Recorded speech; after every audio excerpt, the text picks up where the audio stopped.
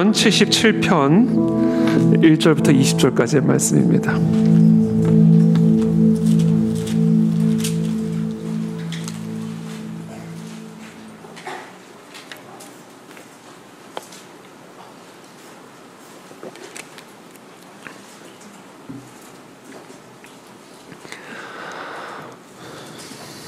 시편 77편 1절부터 20절까지 한 절씩 교독하겠습니다. 내가 내 음성으로 하나님께 부르짖으리니 내 음성으로 하나님께 부르짖으면 내게 귀를 기울이시리로다. 내 환난 날에 내가 주를 찾았으며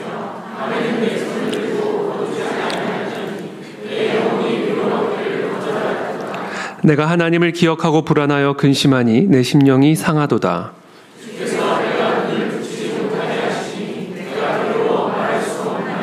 내가 옛날 곧 지나간 세월을 생각하여 싸우며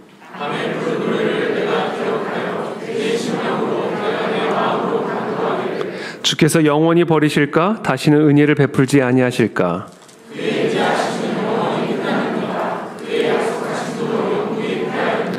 하나님이 그가 베푸실 은혜를 잊으셨는가? 노하심으로 그가 베푸실 긍휼을 그치셨는가 하였나이다.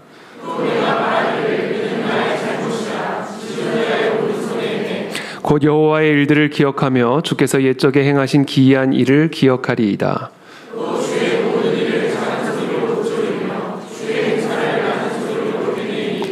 하나님이여 주의 도는 극히 거룩하시오니 하나님과 같이 위대하신 신이 누구오니이까?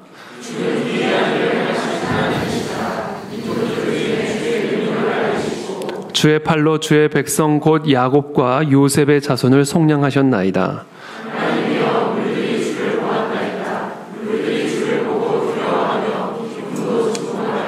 구름이 물을 쏟고 궁창이 소리를 내며 주의 화살도 날아갔나이다.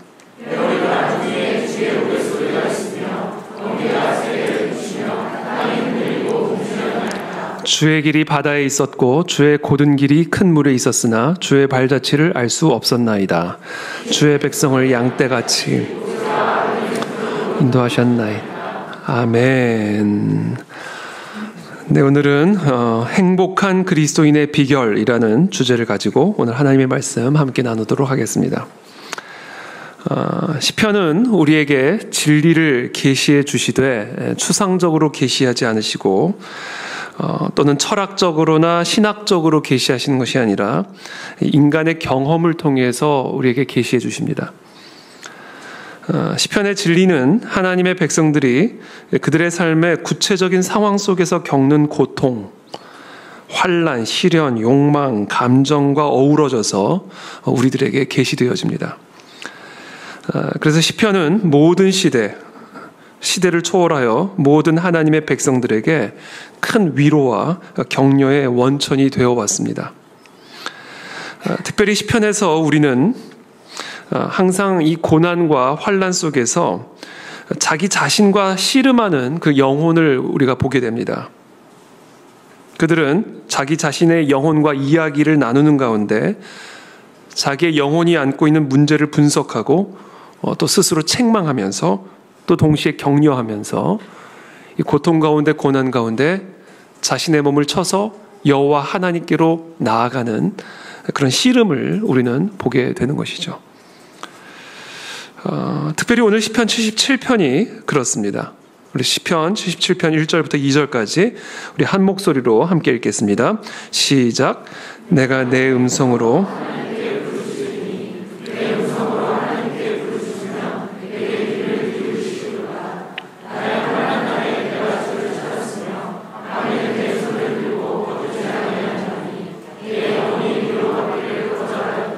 네, 지금 시편 기자는 자신의 지금 어떤 특별한 상황인지는 정확하게 알 수는 없지만 극심한 슬픔과 고통 가운데 지금 처해 있습니다. 그런 가운데 내 음성으로 하나님께 부르짖으리니 하나님께 부르짖으면 내게 귀를 기울이시리로다. 나의 환난 날에 내가 주를 찾았으며 밤에는 내 손을 들고 거두지 아니하였나니 내 영혼이 위로받기를 거절하였도다. 그러니까 지금 말할 수 없는 슬픔 속에 있는 거에서 위로조차 거절합니다. 너무 슬프기 때문에 위로조차 거절하고 있는 그런 모습을 보여주고 있죠. 여러분, 고통을 받는 사람은 슬퍼할 권리가 있습니다. 애곡할 권리가 있습니다. 그럼에도 불구하고 그 슬픔이 너무 오랫동안 지속이 되어서 심령에 독이 될 정도가 되면 그것은 슬퍼할 수 있는 권리가 남용되고 있는 것입니다. 슬퍼하는 데에도 여기까지라는 한계가 있고 그 한계를 넘어설 때에는 죄가 됩니다. 왜냐하면 오랜 시간 동안 계속되는 슬픔은 하나님에 대한 반역과 우상숭배라는 치명적인 죄로부터 나오는 것이기 때문에 그렇습니다. 그것이 설령 사랑하는 사람을 죽음으로 잃었다 할지라도 자신의 모든 재산을 다 잃어버리는 그런 극심한 고통과 환난 가운데 있을지라도 우리의 고통은, 우리의 슬픔은 여기까지라는 한계가 있어야 하고 그 한계를 넘어서게 되면 아무리 정당한 슬픔이라도 죄가 됩니다. 하나님을 거부하는 마귀의 자녀들은 세상적인 것들로부터 얻는 희망과 위로들을 잃어버릴 때 사실 모든 희망과 위로들을 잃어버리는 것이나 마찬가지입니다. 그러나 하나님의 자녀들에게는 하나님이 있습니다. 그래서 하나님의 자녀된 그리스도인들이 세상의 피조물인 그 어떤 것을 잃어버렸다고 해서 위로받기를 거절하고 끊임없이 슬퍼하며 그 영과 육이 날마다 쇠약해져 간다면 그것은 자신의 신앙을 배신하는 일이고 그리스도인이라는 이름을 욕되게 하는 일입니다.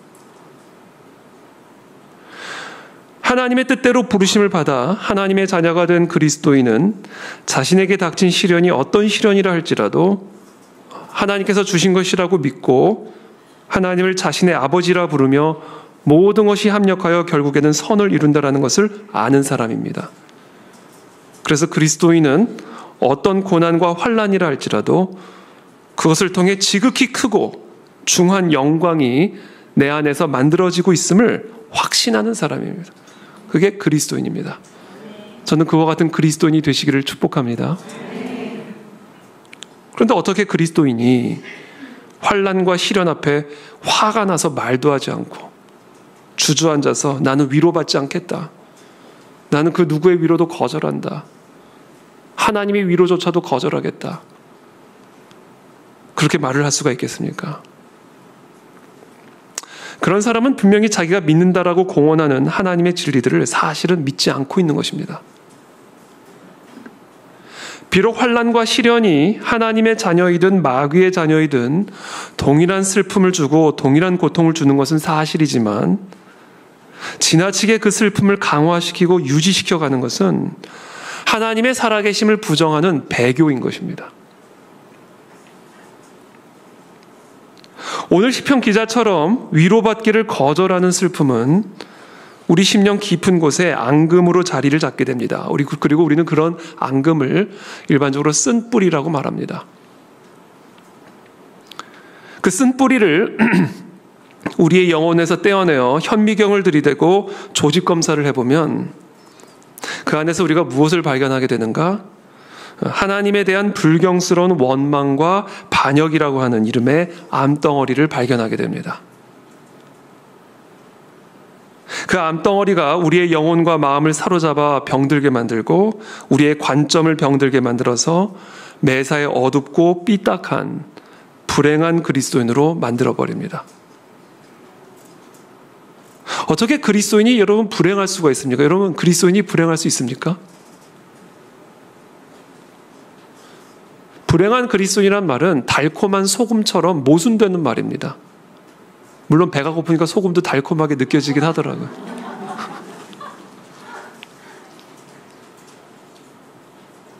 여러분 그리스도인은 반드시 행복해야 합니다. 무조건 행복해야 됩니다.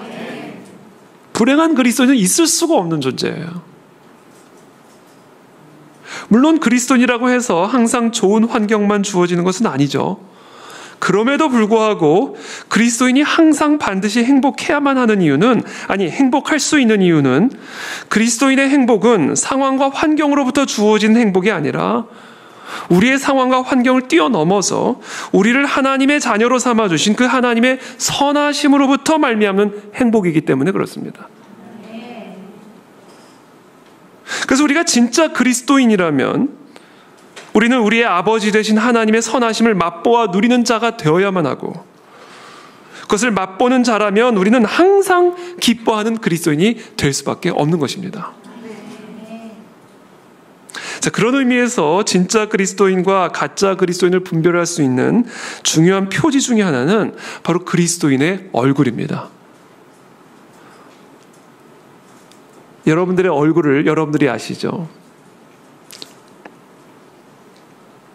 해처럼 빛나는 행복과 기쁨의 광채가 발산되는 얼굴이야말로, 특별히 어둠과 음침한 골짜기에서 발산되는 행복과 기쁨의 광채야말로 더 선명하게 그 빛이 드러나는 법입니다. 그와 같은 얼굴의 광채야말로 하나님의 살아계심을, 하나님의 선하심을 나타내는 최고의 간증이요, 최고의 설교입니다. 우리 그리스도인들은 그리스도의 증인된 삶을 우리의 말이 아니라 우리의 얼굴로 감당해야 한다라는 생각을 가지고 있어야 됩니다. 그리스도를 우리의 구주로 복음이라 전하면서, 우리의 말로 전하면서 그 얼굴에는 불행한 모습으로 가득하다. 누가 그 복음을 받겠습니까? 아무리 봐도 내가 더 행복하게 보이는데. 최고의 전도는 여러분 그리스도의 삶에, 행복한 삶을 통해서 전해집니다. 그렇지 않아도 불행한데 행복하게 만들지도 못할 그리스도를 왜 믿겠어요?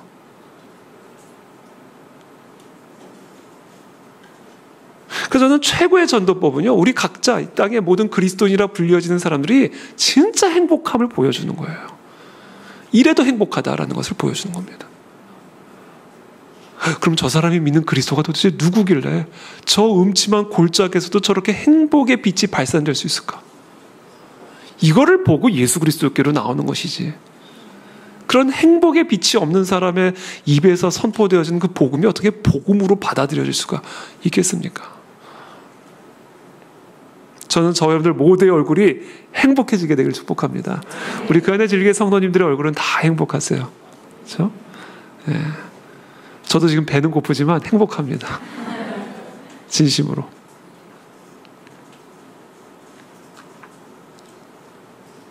여러분, 우리가 믿음을 갖고 있다고 하면서 믿음이 없는 것처럼 행동하면 안 됩니다. 용광로가 뜨겁다면 우리 믿음을 더 강하게 해야 합니다. 우리 영혼을 짓누르는 짐이 무겁다면 우리 인내를 약화시킬 것이 아니라 더 강력하게 만들어야 됩니다. 왜냐하면 우리에게는 하나님 아버지가 계시고 하나님의 아버지의 약속이 있기 때문에 그렇습니다. 그러나 물론 그렇게 하기가 쉽지는 않죠. 상황이 나빠지면 믿음이 더 강해지기보다 믿음이 약해지기가 쉽고, 우리의 삶의 용광로가 뜨거워지면 우리의 인내도 더 강해지기보다 더 약화되기가 쉽습니다. 그래서 우리는 그렇게 할 수 있는 비결을 배워야 됩니다. 사도 바울도 자신이 비천에 처할 줄도 알고 풍부에 처할 줄도 아는 일체의 비결을 배웠다라고 말씀하시면서 내게 능력 주시는 자 안에서 내가 모든 것을 할 수 있느니라 라고 고백하셨습니다. 사도 바울이 배운 바로 그 일체의 비결을 저와 여러분들도 배워야만 됩니다.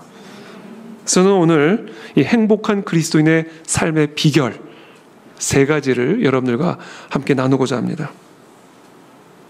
첫 번째는 우리가 환난 가운데 있을 때, 고통 가운데 있을 때 정말 이 슬픔이 너무나 강력하여 어떤 위로도 받기를 거절하고 그 슬픔을 유지하고 싶은, 왜? 너무 슬퍼서. 이상해요. 슬프면요, 그 슬픔을 유지하고 싶어 합니다. 그 슬픔을 잊기보다, 그 슬픔을 망각하기보다 그 슬픔을 계속해서 반추하면서 유지하기를 원해요. 그러면서 그 슬픔을 더 강화시키고자 하는 욕구가 올라옵니다.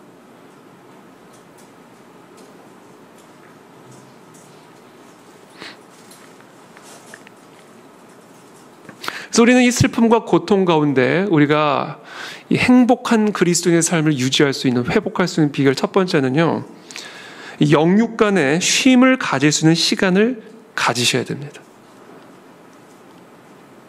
지금 혹시 슬픔 가운데, 과도한 짓누름 가운데 계신 분들이 있다면 어떤 대가를 지불해서라도 영육이 쉴 수 있는 시간과 장소를 확보하시게 되기를 축복합니다. 우리는 영과 육을 가진 인간이기 때문에 육의 상태가 우리의 영혼에 직접적인 영향을 미치게 되어 있습니다. 그러므로 우리 영혼의 문제를 다룰 때에는 우리의 육체를 적절하게 다룰 수 있는 지혜가 필요합니다. 마치 우리 영혼의 교만함을 제어하기 위해 금식을 하는 것처럼 우리 영혼의 짓눌림을 회복하기 위해서는 안식이 필요합니다.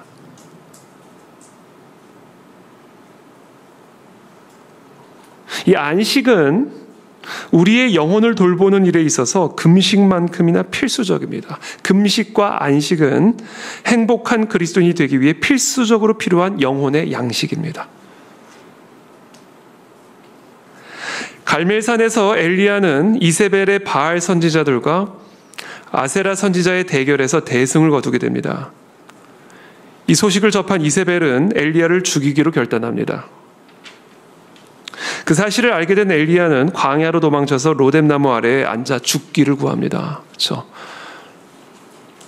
이 갈멜산에서 바알 선지자들과 아세라 선지자들과 정말 일대 다수로부터 대승을 거둔 이 놀라운 영적인 전사 엘리야가 갑자기 하루아침에 로뎀나무 아래 쓰러져 가지고는 죽기를 원합니다. 이세벨이 자기를 죽이러 달려든다는 소식을 듣자마자 광야로 도망을 치더니 로뎀나무 아래도 하나님 나를 죽여주십시오. 완전한 침체에 빠져버린 거예요. 근데 그때 하나님이 취한 조치가 뭔지 아세요? 엉덩이를 팍 치면서 금요 철야가야지 이게 아니었어요. 꿀밤을 때리면서 금식해야지 이게 아니었어요. 그때 이렇게 말씀하십니다.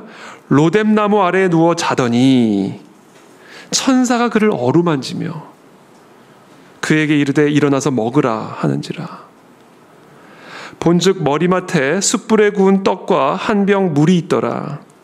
이에 먹고 마시고 다시 누웠더니 여호와의 천사가 또다시 와서 어루만지며 이르되 일어나 먹으라. 네가 갈 길을 다 가지 못할까 하노라 하는지라.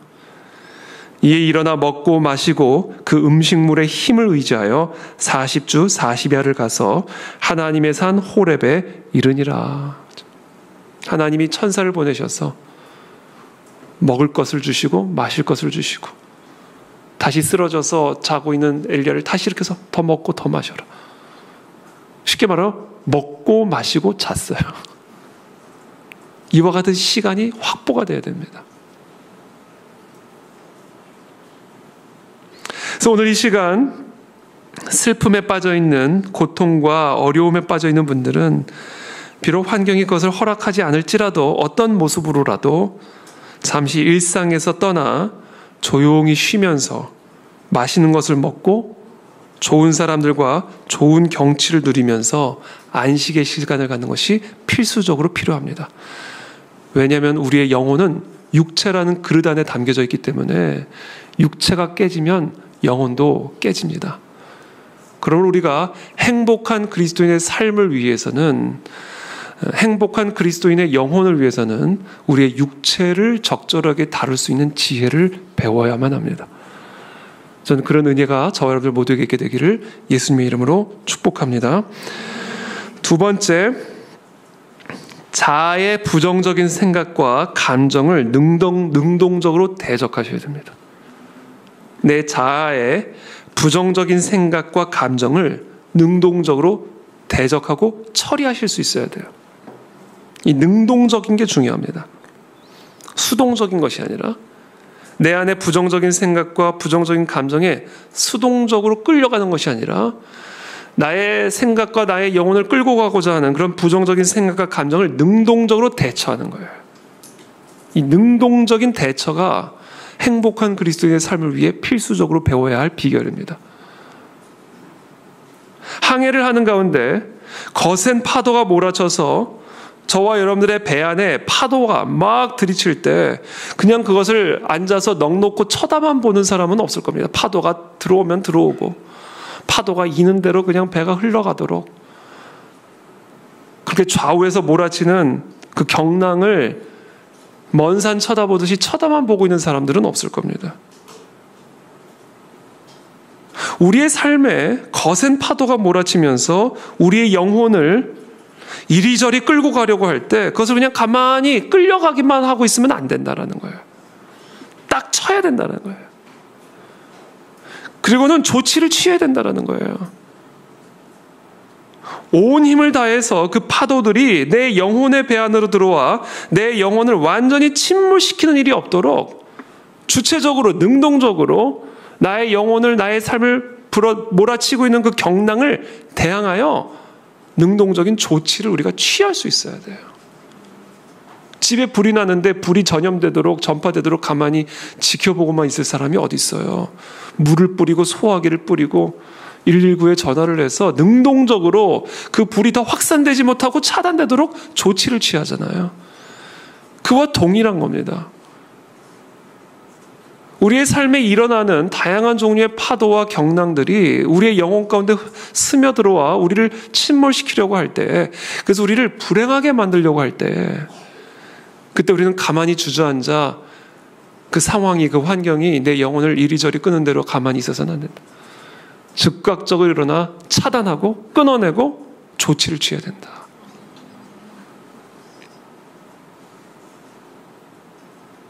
그래서 환난 가운데 있을 때 우리는 우리의 내면에 절망적인 슬픔과 근심에 사로잡혀 내 영혼이 위로받기를 거절하였도다, 이런 말 하지 말고, 슬픔에 완전히 사로잡혀가지고 하나님이 주시는 위로조차도 거절하지 말고, 오히려 그와 같은 슬픔과 근심을 대적할 수 있는 그런 힘을 가져야 되고 그런 의지가 있어야 된다라는 것이죠. 근데 사실 내가 위로받기를 거절하였도다, 슬픔에 완전히 사로잡혀가지고 하나님이 주시는 위로조차 거절. 그러니까 여러분, 너무 슬프면요 설교도 듣기 싫어요. 말씀도 읽기 싫습니다. 그냥 그 슬픔에 취해 있기를 원해요. 근데 이건 되게 이상한 마음이에요, 사실은.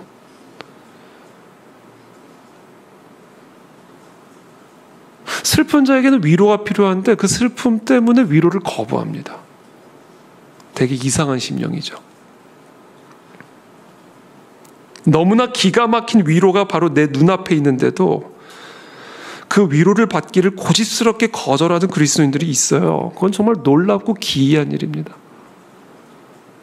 이런 상황에서 하나님의 말씀을 들어야 돼, 기도의 자리로 나와야 돼, 근데 그것을 거절하죠.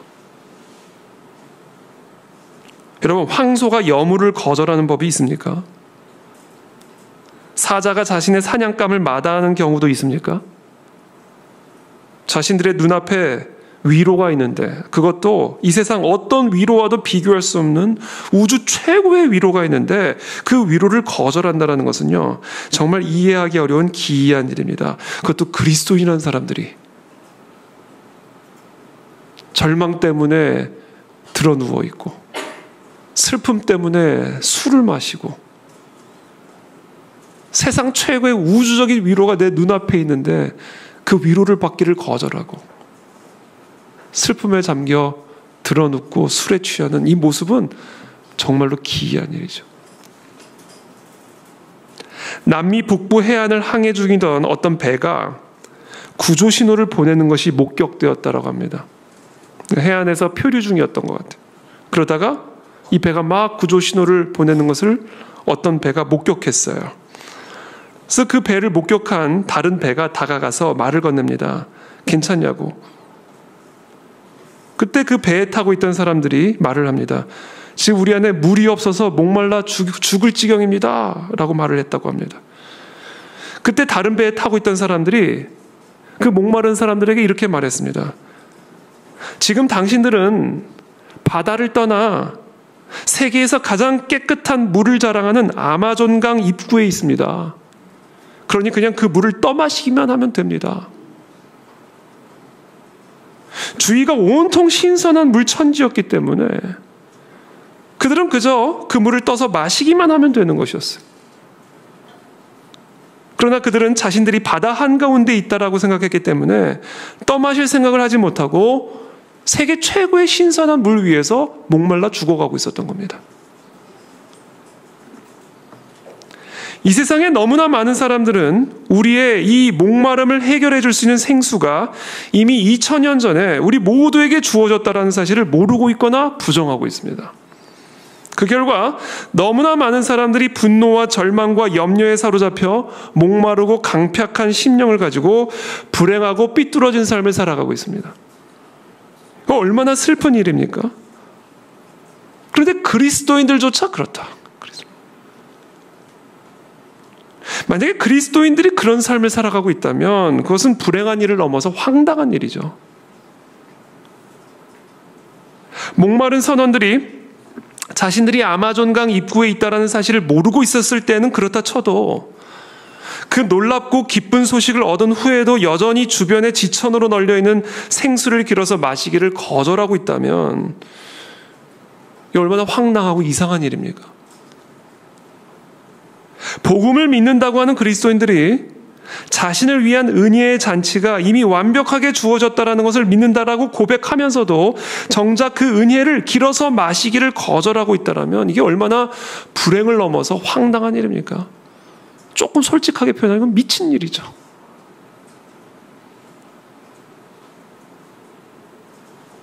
그래서 이사야서 55장 1절에서 하나님이 이스라엘 백성들을 향하여 이렇게 말합니다. 오호라 너희 모든 목마른 자들아 물로 나오라.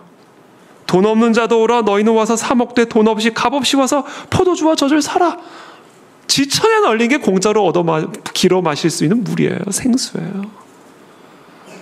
이미 예수 그리스도께서 죽음을 이기시고 사단의 머리를 이기시고 하나님의 자녀되는 권세를 우리 모두에게 이미 주셨습니다.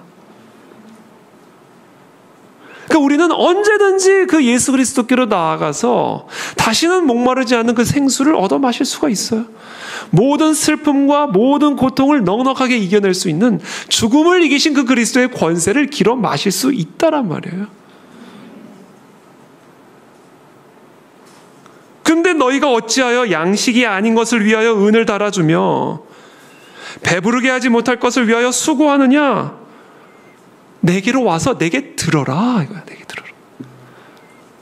나의 입으로부터 나오는 그 음성을 들어라. 그리하면 너희가 좋은 것을 먹을 것이며 너희 자신들이 기름진 것으로 즐거움을 얻으리라. 내게 듣고 들을지어다. 이게 하나님의 말씀이에요. 저는 오늘 저와 여러분들의 심령을 해갈시키시는 성령이 이루시는 말씀을 듣게 되기를 축복합니다. 그것만이 우리의 모든 고통과 애곡을 중단시킬 수 있는 하나님의 권능이 되는 거예요. 너희는 귀를 기울이고 내게로 나와 들으라. 그리하면 너희의 영혼이 살리라. 그런데 어찌하여 방구석에 들어 누워 있느냐? 사람들을 만나며 이런저런 하소연을 하고 있느냐? 내가 너희를 위하여 영원한 언약을 맺으리니 곧 다윗에게 허락한 확실한 은혜이니라. 이거야말로 확실한 은혜다.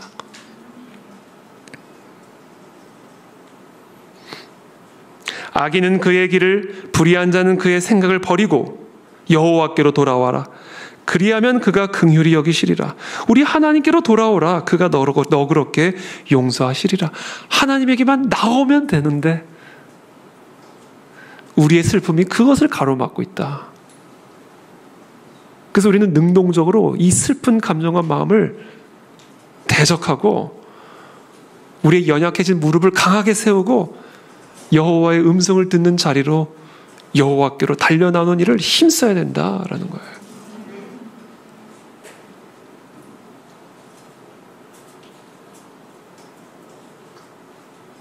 그래서 전적인 하나님의 은혜예요. 왜냐하면 이것은 이미 우리에게 주어졌고 우리는 언제든지 얼마든지 길러 마실 수 있는 하나님의 약속이기 때문에 그렇습니다. 그래서 저는 오늘 이 하나님의 은혜의 그 생수를 마음껏 길러서 마시는 그런 천국 잔치가 되어지기를 축복합니다. 그런데 오늘 시편의 기자는 그렇지가 않아요. 3절부터 4절입니다. 내가 하나님을 기억하고 불안하여 근심하니 내 심령이 상하도다. 주께서 내가 눈을 붙이지 못하게 하시니 내가 괴로워 말할 수 없나이다. 너무 모순되지 않습니까? 하나님을 기억하는데 불안하고 근심해요. 그러면서 내 심령이 상해요. 하나님을 기억하는데 괴로워서 말을 할 수가 없어요. 모순되잖아요. 계속해서 5절부터 이야기합니다. 내가 옛날 곧 지나간 세월을 생각하여 싸우며 밤에 부른 노래를 내가 기억하여 내 심령으로 내가 내 마음으로 간구하기를 주께서 영원히 버리실까? 다시는 은혜를 베풀지 아니하실까? 아니, 은혜의 생수가 지천에 널려 있다라고 하는데 자꾸 이 생각은 사로잡는 거예요. 은혜를 또 베푸실까? 하나님이 나를 또 구원하실까? 그의 인자하심은 영원히 끝났는가? 그의 약속하심도 영구히 패하였는가? 하나님이 그가 베푸실 은혜를 잊으셨는가? 노하심으로 그가 베푸실 긍휼을 그치셨는가? 하였나이다. 그러니까 침상에 누워서 계속해서 하나님의 은혜가 이제는 끝났는가? 하나님이 이제 진노하여 긍휼을 패하셨는가? 계속해서 이런 생각에 사로잡혀 있는 거예요. 그러니까 하나님을 기억하면서도 근심과 불안으로 심령은 계속해서 피폐해져 가고 강팍해져 가는 것이죠. 그런데 이때 놀라운 반전이 일어납니다. 지금 설명드린 것 같은 자아의 부정적인 생각과 감정에 사로잡혀 영혼이 강팍해져 갈 때에 시편 기자는 이대로 있어서는 안 되겠다. 이렇게 사로잡혀 가서는 안 되겠다. 내 영혼에 사단이 불을 지르고 있는데 이 불이 계속해서 확산돼서 내 온 삶을 삼키도록 내버려둬서는 안 되겠다. 자신의 자아를 향하여 특단의 조치를 취합니다. 이게 우리에게 필요한 지혜예요. 이게 우리가 배워야 할 비결입니다. 10절부터 11절까지 우리 한 목소리로 읽겠습니다. 시작.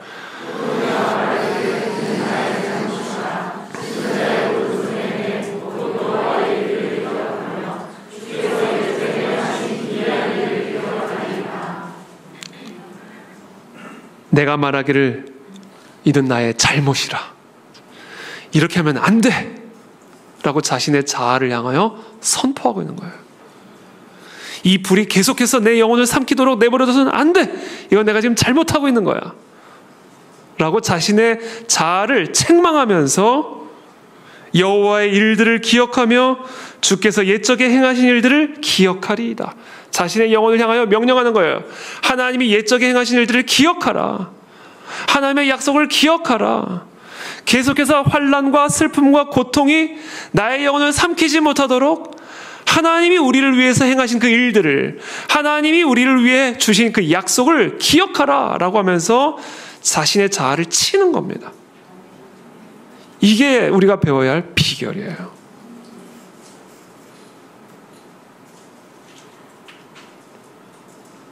시편 42편 11절입니다. 내 영혼아 네가 어찌하여 낙심하며 어찌하여 내 속에서 불안해하는가. 낙심과 불안이 영혼을 확 사로삼키니까 이 시편의 기자가 자신의 영혼을 향하여 외치는 거야. 어째서 낙심하냐? 어째서 불안해하냐? 그러면서 자기의 영혼을 향하여 명령합니다. 너는 하나님께 소망을 둬라. 그가 나타나 도우심으로 말미암아 내 하나님을 나는 영원히 찬송할 것이다 라고 하면서 자신의 자아를 향하여 영혼을 향하여 명령하고 책망하고 찬송하고 있는 거예요. 이게 우리가 배워야 할 비결이에요. 엘리야와 같은 훌륭한 그리스도인이라 할지라도 영적인 이 침체가 오게 되면 불행한 그리스도인이 됩니다. 엘리야가 자살을 시도했다라기보다 자살을 원하잖아요. 나를 죽여라. 나 죽기를 원한다. 여러분, 아무리 훌륭한 그리스도인이라 할지라도 영적 침체가 오는 데는 여러 이유가 있습니다. 한국에도 종종 그런 일들이 일어나지만 미국에서도요. 정말 강력한 영적 리더십을 발휘하면서 수많은 사람들을 그리스도께로 인도한 담임 목사가요, 주일 설교를 앞두고 토요일 밤에 자살을 하는 일들이 비일비재합니다. 심심치 않게 보도가 올라와요. 극심한 스트레스와 극심한 불안함에 여러분, 주일 설교를 앞두고 담임 목사가 자살을 합니다. 우리가 이 일체의 비결을 배우지 않으면 엘리야도 못 버티는 거예요. 사람이기 때문에 그렇습니다.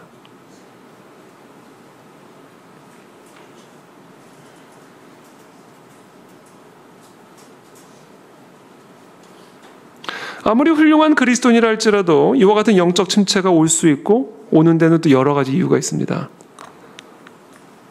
첫 번째 이유는 일단 그 환난과 고난 자체가 영적 침체의 가장 직접적인 원인이죠. 엘리야는 이세벨이 자기를 죽이겠다 달려든다는 소식을 듣고 급격한 침체로 들어가게 되는 것이죠. 그러니까 1차적으로 우리가 영적 침체에 들어가는 이유는 극심한 환난, 고난, 슬픔이 일단 우리에게 영적 침체를 가져다주는 1차적인 원인이 됩니다. 또 두 번째 이유가 있어요. 기질입니다. 기질. 기질은 그리스도인이 살아가는 삶에 있어서 아주 지대한 영향을 미칩니다. 이 기질을 우리가 잘 파악해야 돼요. 그래서 마틴 로이드 존스 박사님은 이 기질이야말로 영적 침체와 같은 상태를 진단하고자 할 때 가장 먼저 고려해야 할 요소이자 출발점이라고 말씀합니다. 지나치게 우울질의 성향을 갖고 있는 사람들도 있을 수 있고, 다혈질의 기질을 갖고 있는 사람들도 있고, 이 기질이 다 달라요. 그래서 우리를 영적 침체로 끌고 가려고 하는 어떤 직접적인 환난과 고통 속에서, 고통 앞에서 이 기질에 따라 다양한 방식으로 이게 반응이 되어집니다. 우울질은 확, 제가 봤을 때 엘리야는 우울질이에요. 다윗도 우울질이에요. 우울질로 확 빠지는 거예요. 다윗이 우울질이니까 이런 시편들을 쓸 수 있는 겁니다. 베드로는 다혈질이에요. 칼 뽑아버려요. 귀 잘라버리고. 반응이 바로바로 나옵니다. 도망가버리고. 다혈질입니다. 이 기질이에요, 기질. 그래서 저와 여러분들이 기질이 어떤 기질인지를 정확하게 판단하고 파악하는 게 매우 중요합니다. 그래서 특별히 어떤 부분에 취약한 기질이 있고 특별한 어떤 부분에 강한 기질이 있어요. 그래서 우리가 그 기질을 정확하게 판단을 해야 어떤 고통과 시련 앞에서 우리의 자아가, 우리의 영혼이 지나친 슬픔과 절망에 사로잡혀 사단마귀의 불에 전염되지 않고 우리의 영혼을 지켜낼 수 있는 힘을 가질 수가 있게 된다는 것이, 이게 지혜예요, 지혜. 이 비결을 배워야 된다는 거예요. 저는 어떤 기질 같으세요? 저희 원고에도 없는 얘기를 제가 왜 갑자기 하는지 모르겠는데. 저는 어떤 기질 같으세요? 예? 다혈질 누구세요? 다혈질 누구세요? 갑자기 말하기가 싫어졌어요. 모든 사람들이 좀 복합적으로 기질들이 있어요. 제가 어떤 기질인지 갑자기 말을 하면 이것도 괜히 또 오해, 편견이 있을 것 같아서 제가 조심스러운데,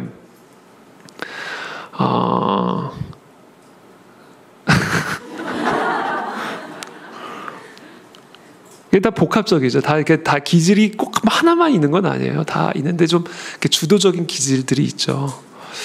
근데 뭐 이 말이 나왔으니까 말을 하면, 저는 약간 이렇게 다혈질적인 기질이 있는 것 같아요. 다혈질이라고 해서 이렇게 티가 나는 다혈질은 아닌데, 이게 순간 욱 하는 거 있잖아요. 욱. 순간 욱. 가만히 있다가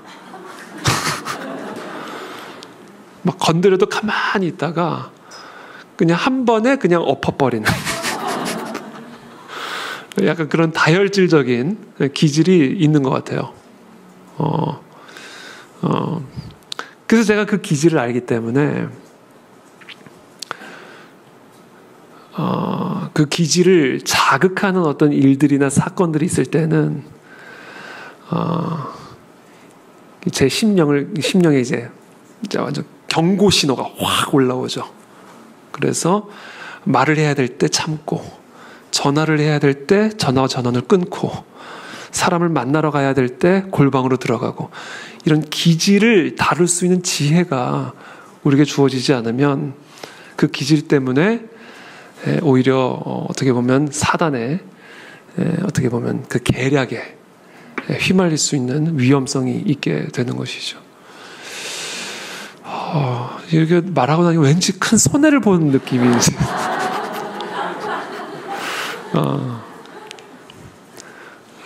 근데 온유한 다혈질이니까 걱정하지 마시고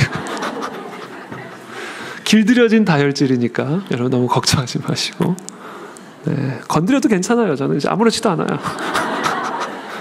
제겐 금식이 있으니까.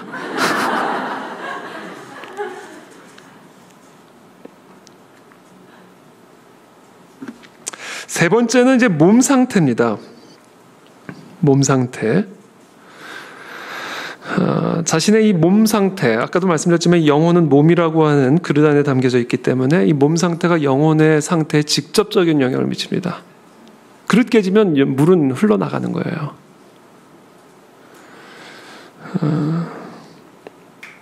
신체적인 이유, 피로, 과로, 질병, 또는 관계적인 문제, 뭐 이런 모든 육체적인 이 몸 상태, 스트레스, 뭐 이런 것들이죠. 바울의 육체의 가시, 이 바울은 사실 이 몸 상태로 인한 어떤 어려움이 있었던 사람이죠. 그러니까 일체의 비결을 배웠노라 사도 바울이 고백할 때에는 사실은 육체의 가시를 통해서도 감옥 속에서도 정말 사형 선고를 받은 것 같은 풍랑 속에서도 자신의 영혼을 지킬 수 있는 일체의 비결을 배운 거예요. 그것은 뭐예요? 능동적으로 대처하는 것이다.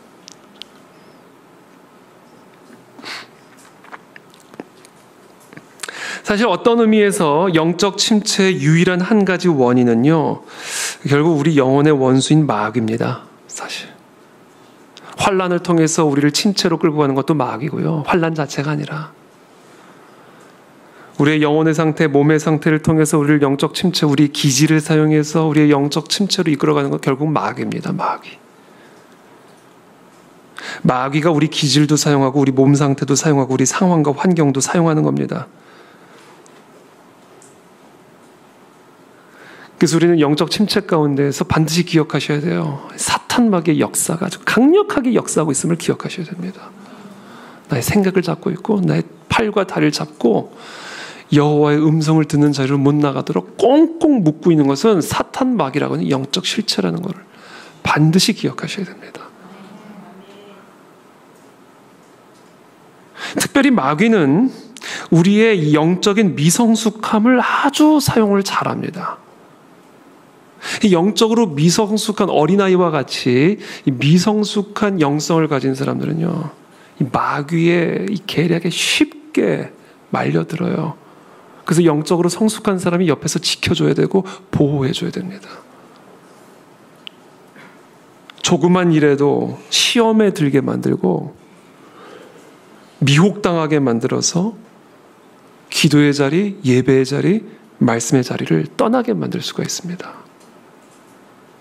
그래서 영적으로 어린아이와 같은 초신자일수록 이 교회에 접붙여지는 것이 주변의 성숙한 사람들의 많은 도움과 중보가 필수적으로 필요합니다.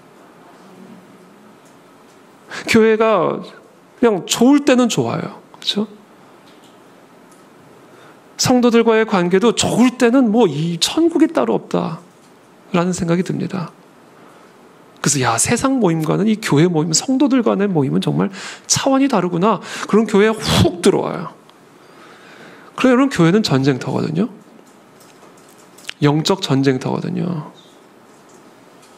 그러니까 반드시 시험에 드는 일들이 일어나요. 반드시.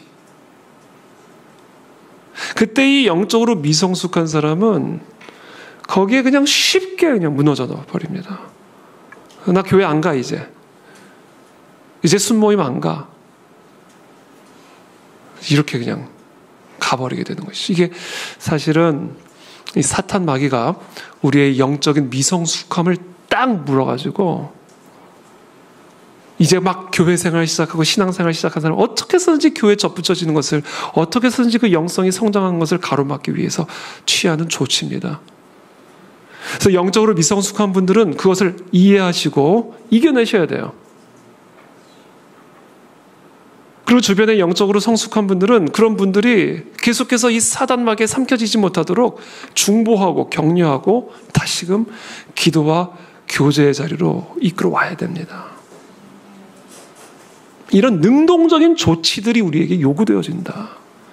그때 우리의 신앙을 지키고 교회 공동체를 지키고 이 땅에 하나님의 나라를 이루어갈 수가 있게 되는 겁니다.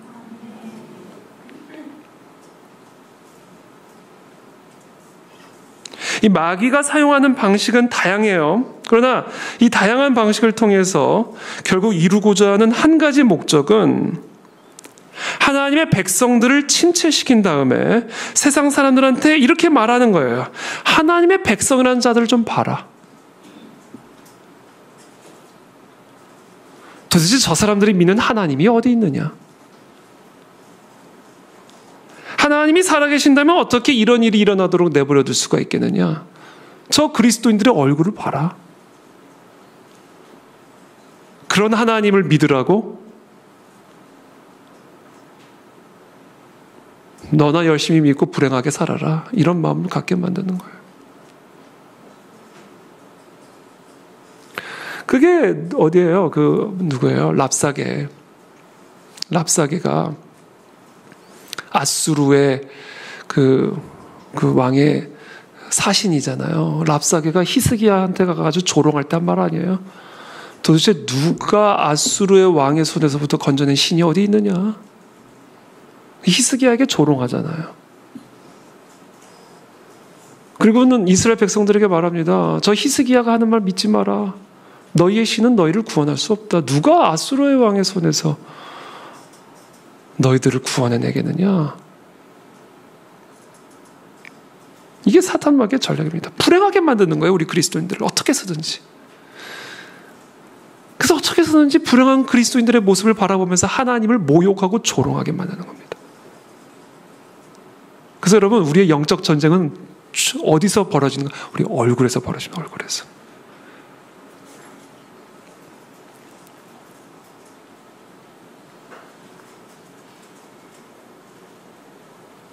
그래서 저는 전도와 선교를 다양한 의미로 우리가 정의를 내릴 수 있지만 오늘 설교에서 저는 이렇게 정의를 내리고 싶어요. 그리스도로 말미암는 행복을 전하는 거. 이게 전도다. 그 길을 따라가면 행복하다. 그게 전도, 길을 전하는 거 아니에요. 이 길을 따라가면 행복하다라는 것을 보여줄 수 있는 얼굴을 가진 거. 이게 전도다. 근데 이 길로 따라가야 행복하다. 그런데 얼굴은 하나도 안 행복하고. 이 길을 따라가야 행복하다. 그러면서 자기는 다른 길로 가고 있고. 그래서 전도는 말로 하는 게 아니에요. 얼굴로 하는 거죠, 얼굴.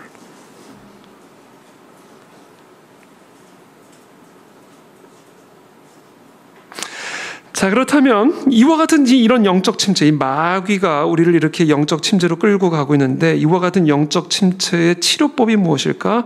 오늘 시편의 기자는 말하는 거, 내가 잘못했다. 이거 생각이 잘못된 거다. 자신의 생각을 치는 겁니다. 자신에게 말을 거는 겁니다. 내 영혼아, 네가 어찌하여 낙심하느냐? 어째서 불안해하느냐? 하나님을 기억하라. 내가 생각을 잘못했구나. 하나님이 옛적에 하신 일을 기억하리이다. 이렇게 자신의 생각을 팍 치면서 자신을 확 일으키는 거예요.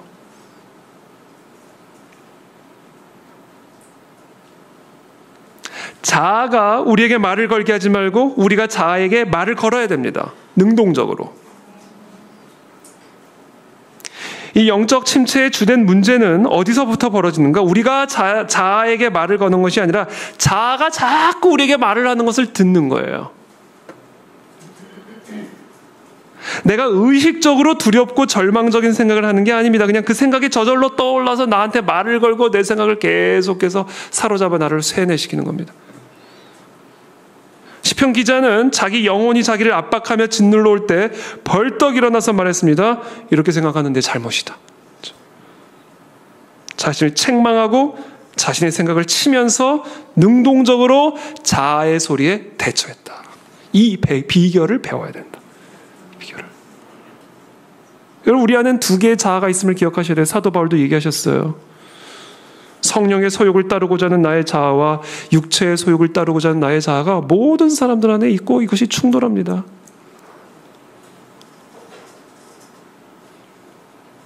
그래서 우리는 내 안에 이 육체의 소욕을 따르고자 하는 자아를 다룰 수 있는 비결을 배워야 돼요. 그걸 오늘 시편의 기자가 보여주는 겁니다. 두려움과 절망과 슬픔의 욕망을 따라가고자 하는 나의 자아에 딱 제동을 걸고 어째서 딱 심하냐. 내 안에서 서로 대화를 하면서 책망을 하고 치면서 나의 생각과 마음과 영혼을 하나님께로 끌고 가는 거예요. 이게 이루어져야 된다는 거죠. 이게 이 능동성이 회복이 되어져야 된다. 그래서 여러분, 자신을 다룰 줄 아는 것은요, 영적인 삶을 살아가는 데 있어서 아주 중요한 기술이에요. 자신에게 이야기를 하고 자신에게 설교해야 합니다.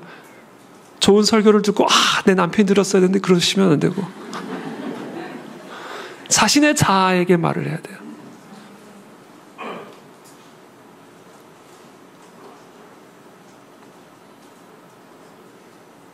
그것이 오늘 시편 기자가 한 일이다라는 것이죠. 마지막으로 세 번째입니다. 그러면 무엇을 기억해야 되는가? 이제 자신을 치고 이제 우리가 능동적으로 해야 할 일이 있어요. 그 다음 뭐냐? 하나님의 주권을 기억하는 일입니다. 이 세 가지가 우리가 배워야 할 비결이에요. 영육 간의 안식, 나의 자아에 사로잡히지 않도록 능동적으로 나의 자아의 소리에 대처할 수 있는 비결, 그 다음에는 어떤 상황에서든지 나의 생각과 마음과 영혼을 하나님의 주권을 기억하는 방향으로 끌고 가야 됩니다. 이게 우리가 배워야 할 비결이에요. 이게 행복한 그리스도인의 삶을 유지할 수 있는 비결입니다. 사도 바울이 이 비결을 비천한 가운데서 배웠고 궁핍한 가운데서 배웠고 감옥 안에서 배운 거고 육체의 가시를 통해서 배운 겁니다.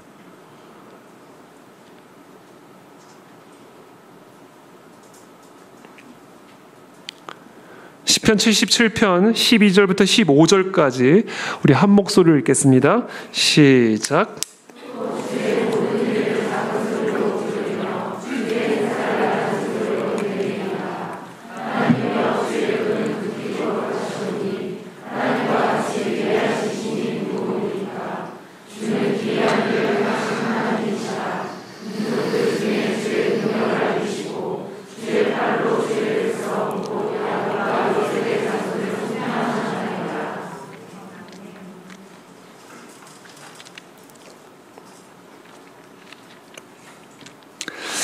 하나님이 주권자라는 말은 그분은 전능하며 하늘과 땅의 모든 권세의 주인이라는 선포입니다.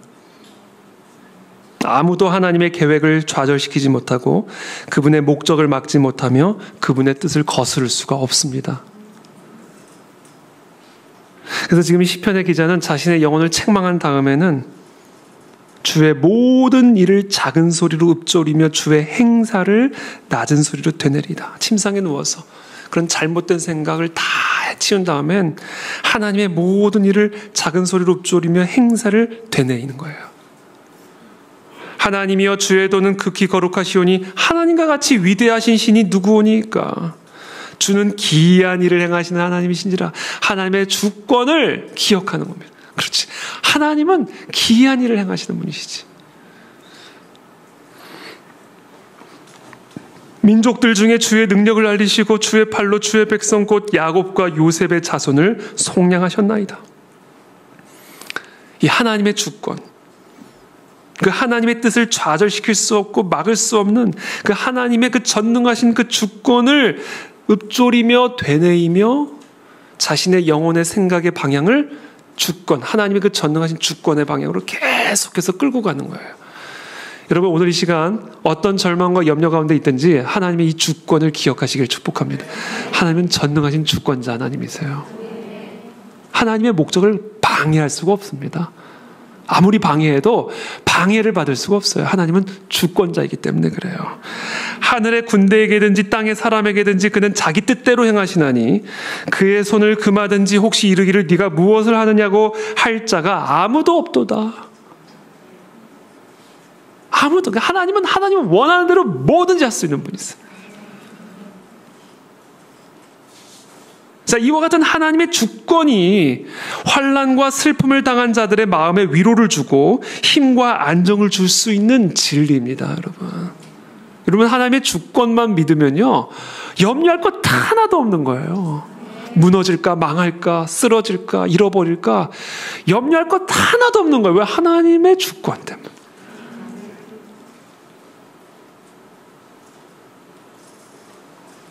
특별히 오늘 시편 기자는 하나님의 백성으로서 이런 절망적인 생각에 사로잡히는 것이 잘못이라는 것을 인정하고 이 이스라엘의 역사 속에 나타난 하나님의 주권을 읊조리기 시작하는데 특별히 출애굽의 역사를 읊조립니다. 사실 출애굽의 역사만큼 하나님의 주권을 나타내는 역사가 없죠. 16절부터 18절입니다. 다 같이 함께 읽어보겠습니다. 시작.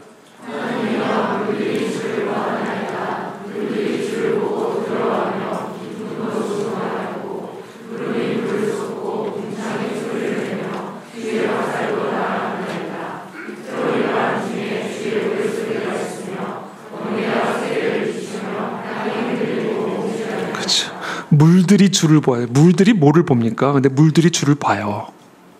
물을 창조하신 분이기 때문에 물은 하나님을 봅니다.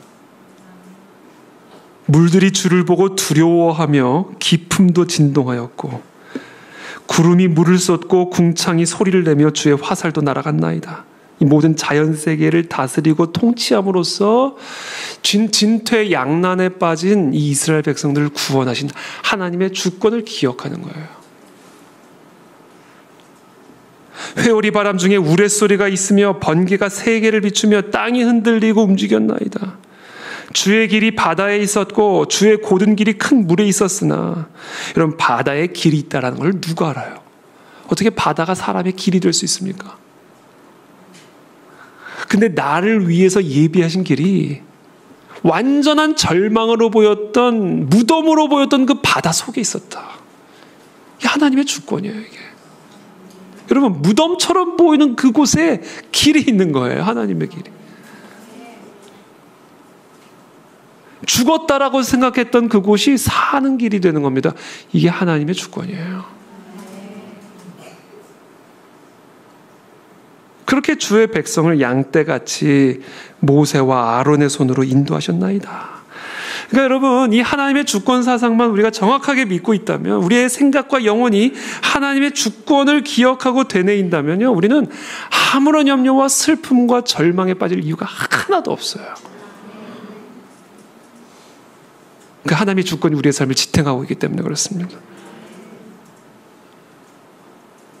하나님이 명령하자 빛이 어둠으로 변했어요. 특별히 시편 기자는 이 애굽에 내린 하나님의 재앙과 연결시켜서 기억하고 있죠. 하나님이 명령하시니까 이 애굽 땅의 빛이 어둠으로 변했고요, 나일강의 강물이 피로 변합니다. 우박이 떨어졌고 죽음이 애굽의 장자들에게 임했고요, 오만한 바로가 살려달라고 애걸하는 지경까지 이릅니다. 이게 하나님의 주권이에요. 하나님의 명령에 홍해가 갈라졌고 이스라엘 백성이 마른 땅을 밟고 건넙니다. 하나님의 말씀 한마디에 갈라졌던 홍해가 다시 합쳐지고 이스라엘을 추격하던 애국 군대는 그 바다에 수장이 됩니다. 이게 하나님의 주권입니다.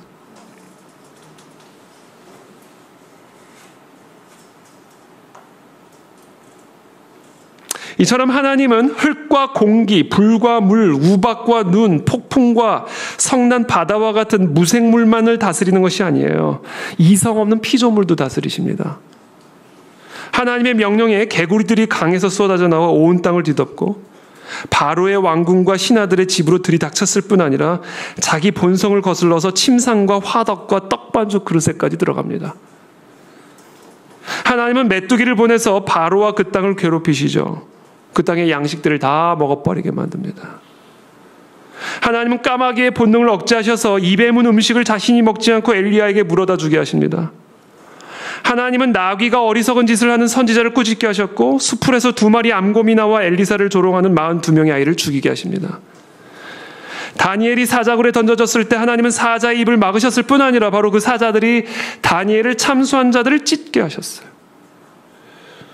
하나님은 큰 물고기를 보내 불순종한 요나를 삼키게 하셨고 때가 되자 그를 육지에 토해내십니다. 예수님의 말씀 한마디에 물고기 뱃속에서 동전이 나왔고 베드로는 그 돈으로 세금을 냅니다. 그분의 말씀 한마디에 베드로가 예수님을 부인하자마자 닭이 2번 웁니다. 공중의 새와 바다의 물고기와 들짐승 모두가 여러분 그것을 창조하신 하나님의 주권적인 통치 아래 있고 그 하나님의 주권적인 뜻을 실행하는 도구로 쓰여집니다. 이 하나님의 주권이에요. 하나님은 이성 없는 피조물뿐 아니라 이성으로 충만한 인간도 다스리십니다. 마음의 경영은 사람에게 있어도 말의 응답은 여호와께로부터 나오느니라. 사람의 마음에는 많은 계획이 있어도 오직 여호와의 뜻만이 완전히 서리라. 지혜와 명철이 많은 사람이 하나님의 뜻을 좌절시킬 수 있고 그분의 계획을 뒤엎을 수 있다고 생각한다면 이 말씀을 기억하십시오. 지혜로도 못하고 명철로도 못하고 모략으로도 여호와를 당하지 못하느니라. 세상의 모든 부와 권력을 가진 사람들이 하나님의 계획을 방해할 수 있다고 생각한다면 이 말씀을 기억하십시오. 왕의 마음이 여호와의 손에 있음이 마치 봇물과 같아서 그가 임의로 인도하시느니라. 아무것도 그 누구도 그 무엇으로도 하나님의 목적을 막을 수가 없어요. 특별히 하나님은 의인뿐 아니라 악인도 다스리십니다. 하나님의 말씀을 잘 듣는 사람만 사용하시는 게 아니에요. 하나님의 말씀을 그렇게 거역하는 자도 하나님의 주권으로 사용하셔요. 니므롯과 그의 추종자들이 바벨탑을 쌓기로 결정합니다. 그러나 하나님은 탑이 완공되기도 전에 이들의 계획을 좌절시키시죠. 발락은 이스라엘을 저주하라고 발람을 고용했지만 하나님은 발람이 이스라엘을 축복하게 하셨어요. 하만은 모르드게를 달려고 교수들을 세웠으나 모르드게 대신 하만이 달립니다. 아브라함 항상 하나님의 말씀에 순종했을까요? 아니에요. 갈대우를 떠나라고 했을 땐 아브라함만 떠나라고 그랬어요. 근데 아버지도 데리고 가고 자신의 친척을 다 데리고 떠나죠. 그래서 하나님의 계획이 좌절됐습니까? 아니에요. 약속의 땅에 이르기 전에 아버지는 먼저 죽고 약속의 땅의 앞에서 롯과 아브라함은 헤어집니다. 이삭은 불순종하여 자신의 장자권을 에서에게 주려고 했죠. 그러나 하나님의 뜻은 좌절되지 않습니다. 이삭의 장자권은 하나님의 뜻대로 야곱에게 주어지는 것이죠.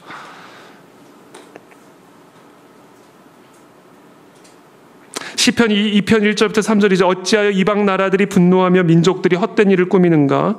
세상의 군관들이 나서며 관원들이 서로 꾀하여 여호와와 그의 기름 부음 받은 자를 대적하며 우리가 그들의 맨 것을 끊고 그의 결박을 벗어버리자 하는도다. 하늘에 계신 이가 웃으시며 주께서 그들을 비웃으시리로다. 여러분, 우리에는 이 비웃음이 있어야 돼요. 이 하나님이 비웃음이 있기 때문에 그래요. 하나님의 주권을 인정하는 자들은요, 슬픔 앞에서 눈물이 아니라 비웃음이 있어야 됩니다. 우리를 고통스럽게 만들어 우리를 하나님의 기도의 자리, 예배 자리로서 떠나가도록 우리를 삼키려고 하는 이 사탄 마귀의 계략을 향한 비웃음이 있어야 돼요. 왜? 우리는 하나님의 주권을 믿기 때문에 그래요. 그렇다면 이와 같은 하나님의 주권을 기억하는 우리의 올바른 태도는 무엇인가? 오늘 이것이 제가 여러분들과 마지막으로 나누고자 하는 메시지입니다. 정말 저와 여러분들이 하나님의 주권을 기억하고 정말 저와 여러분들이 하나님의 주권을 믿고 그래서 정말 이 하나님의 주권을 예배한다면 그와 같은 자들에게서 나타나는 태도가 무엇이 되어야 될까? 하나님이 주권자라는 사실을 기억하고 인정하는 것은 우주를 자기 뜻대로 다스릴 하나님의 권리를 인정해드리는 거예요. 여러분, 이게 오늘 제가 여러분들과 나누고자 하는 결론적인 메시지예요. 하나님의 주권을 다 인정하면서도 하나님 뜻대로 행할 수 있는 권리를 인정하지 않는다면 그건 주권을 인정하는 게 아니에요. 그리고 그런 사람은 행복할 수가 없습니다. 하나님의 권리는 토기장이가 자신이 선택한 형상이 무엇이든 그것을 만들 수 있는 토기장이의 권리와 같아요. 토기를 살리든 토기를 죽이든 토기를 치유하든 토기를 부수든 토기장이가 그 토기에게 하고 싶은 마음대로 할 수 있는 권리를 인정해드리는 것이 그것이 하나님의 주권을 인정하는 겁니다. 이게 인정되지 않으면 그것은 하나님의 주권을 인정하는 게 아니고 그런 그리스도인들은 행복할 수가 없어요. 불행해집니다.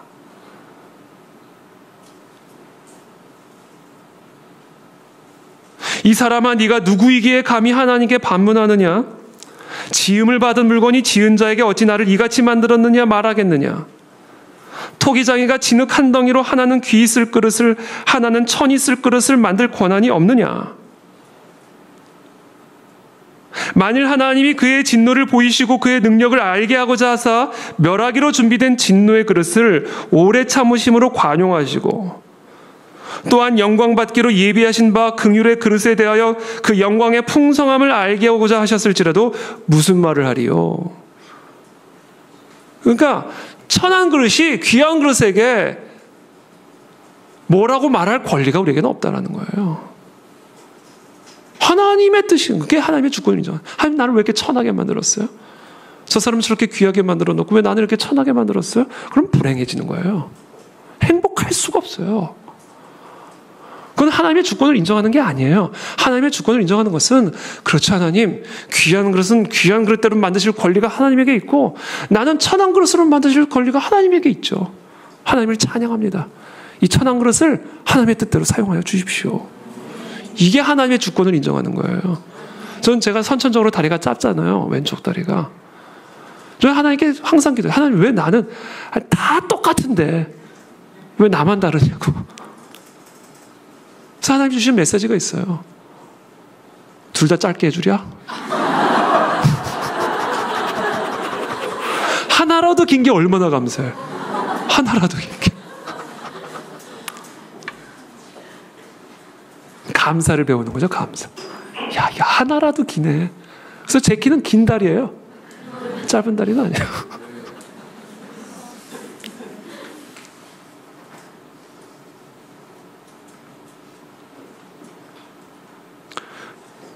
그래서 여러분, 우리는 예수님의 이 태도를 배워야 돼요. 예수님께서 하나님의 그 복음의 진리가 지혜롭고 슬기로운 자들의 눈에는 가리워지고 어린아이들의 눈에는 밝히 보이게 되는 것을 보면서 하나님 왜 그렇게 하세요? 저렇게 지혜롭고 슬기로운 자가 왜 진리를 못 깨달았게 도대체 알아듣지 못하게 하십니까? 저렇게 지혜롭고 저렇게 슬기로운 자가 어떻게 이 진리를 못 알아듣고 지옥에 가도록 내버려 두십니까? 하나님 정말 불의하십니다. 라고 따진 게 아니에요. 옳소이다. 이렇게 된 것이 아버지의 뜻이니이다.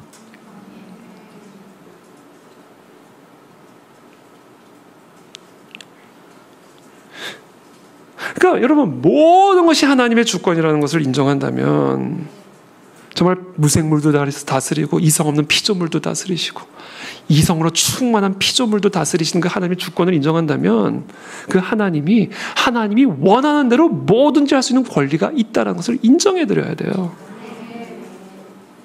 그래서 우리는 모든 일 앞에서 옳소이다. 이렇게 된 것이 아버지의 뜻이니이다. 나를 죽여도 하나님의 뜻이고 내가 망해도 하나님의 뜻이니이다.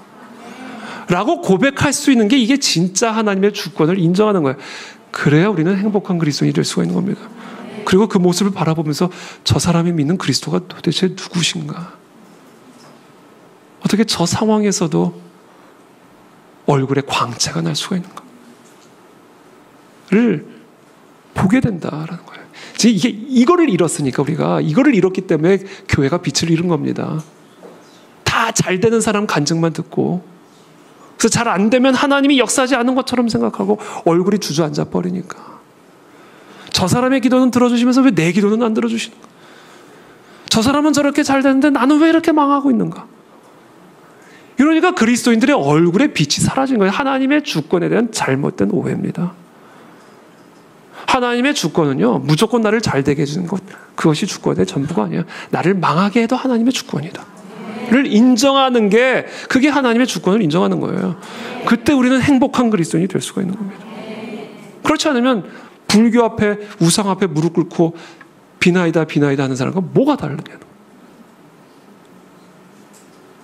그래서 정말 우리가 행복한 그리스도인이 되기 위해서는요, 모든 상황 속에서 하나님의 주권을 인정하며 옳소이다, 이렇게 된 것이 아버지의 뜻이니이다 라고 고백할 수 있는 그리스도인이 될 때, 그때 우리는 진짜 행복한 그리스도인이 되어서 비천에 처하든 영광에 처하든 궁핍에 처하든 부유함에 처하든 자족할 수 있는 일체의 비결을 배울 수가 있게 되는 것입니다. 이것이 바로 행복한 그리스도인이 되기 위한 조건입니다. 그래서 우리 그 안에 진리교 우리 모든 성도님들이 이와 같은 비결을 배워 행복한 그리스도인이 되어 우리 그 안에 진리교회가 빛을 발산하여 이 어두운 강남 땅에, 이 어두운 대한민국 땅 안에 그리스도만이 진정한 행복의 원천임을 증언하고 증거할 수 있는 증인이 되시기를 예수님의 이름으로 축복합니다. 함께 기도하겠습니다.